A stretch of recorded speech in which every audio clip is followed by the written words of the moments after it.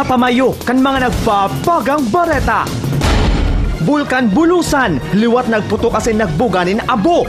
Estado kay ni, pigsakat na kan Pibok sa Alert Level 1. Lahar sa palibot kan Bulkan Bulusan, dapat pag-andaman huy sa makusog na uran na darakan bagyong Dodong.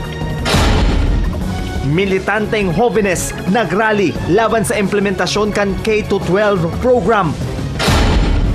Mas bate asin Camarines Sur, mantinidong duwa sa pinakatios na probinsya kan Bicol. Bingguhan sa Pakulnaga, ipinasarado kan pulisya. Operador nagpahimutik na front ininin weteng. Akinin taga Minalabak, pinakahobe na kandidato na nagmamaut mapabale sa British Parliament. Nasa Sangatos na solterito, tinatak sa San Fernando.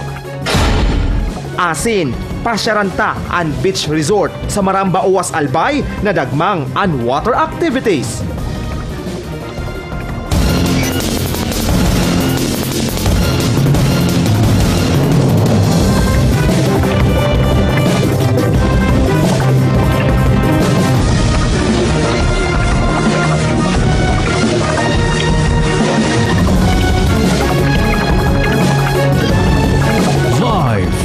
Sa ABS-CBN News Center, Naga. Ini ang TV Patrol Bicol.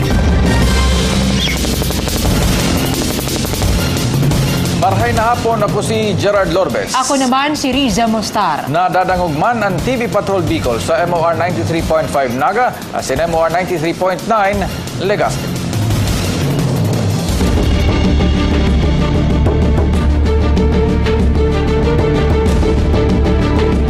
Sorsogon, si Jose Carretero. Jose, irosin sanan apektado kan pigbugang abukan bulkan asin ano na ang ginigibong paghahanda kan gobyerno probinsyal sa worst case scenario?